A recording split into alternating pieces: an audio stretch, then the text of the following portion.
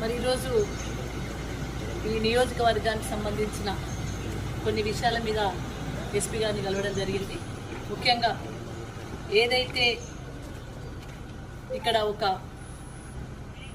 నిర్బంధ వ్యవస్థ అంటే బీఆర్ఎస్ కార్యకర్తలను ఏ విధంగానైనా సరే భయభ్రాంతులకు గురి చేయాలి, వాళ్ళని ఆగమాగం చేయాలి, వాళ్ళ పార్టీని ఇబ్బందికరమైన పరిస్థితులకు తోలేయాలి, లేదంటే చాలామంది జాయిన్ అవుతున్నారు ఆ పార్టీలో బీఆర్ఎస్ పార్టీ వైపు చూస్తున్నారు కాబట్టి వాళ్ళందరినీ భయభ్రాంతులకు గురి చేయడం కోసం మరి ఇక్కడ ఒక నిర్బంధ వ్యవస్థ అనేది జరుగుతూ ఉంది.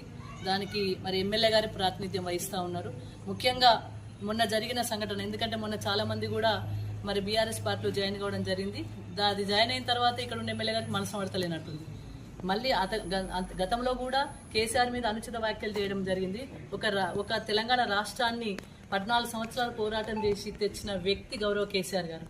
కేసీఆర్ మీద అనుచిత వ్యాఖ్యలు చేసిన సందర్భంగా కూడా గతంలో ఉన్న ఎస్పీ గారికి పిటిషన్ ఇవ్వడం జరిగింది. మరి తదనంతరం కూడా మరి నిన్న కూడా మళ్ళీ అదే వ్యాఖ్యలను రిపీట్ చేయడం జరుగుతూ ఉంది. మళ్ళీ అనుచిత వ్యాఖ్యలు చేస్తూ ఉన్నారు. కేటీఆర్ గారు మరి మీద కూడా వ్యాఖ్యలు చేస్తూ ఉన్నారు.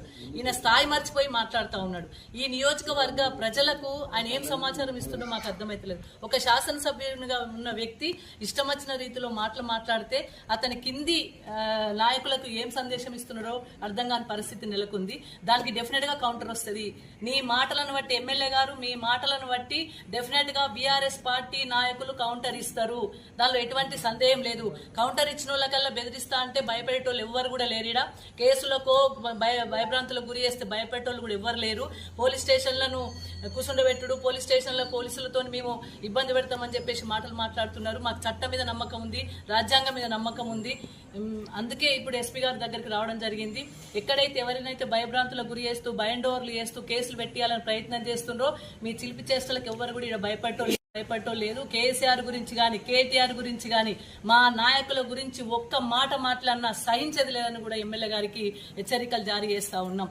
ఇది ఒక ప్రజాస్వామ్యంలో మీరు మాట్లాడేటానికి హక్కు ఉన్నప్పుడు మాకు కూడా మాట్లాడే హక్కు ఉంటుంది. మీరు మాట్లాడడం తగ్గించండి, మీరు మాట్లాడడం మర్యాదగా మాట్లాడండి. మీరు మర్యాదగా మాట్లాడితే మేము కూడా మర్యాదగా సమాధానం చెప్తాం.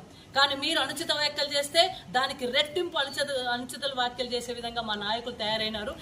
మీరు బెదిరిస్తే భయభ్రాంతులకు గురయ్యేటోళ్ళు ఎవరు కూడా లేరు. కాబట్టి దయచేసి ఇప్పటికైనా నేను ఎస్పీ గారికి చెప్తా ఉన్నా, ఇప్పటికైనా మరి మేము ఇచ్చిన పిటిషన్ల మీద మీరు చర్యలు తీసుకోవాలి.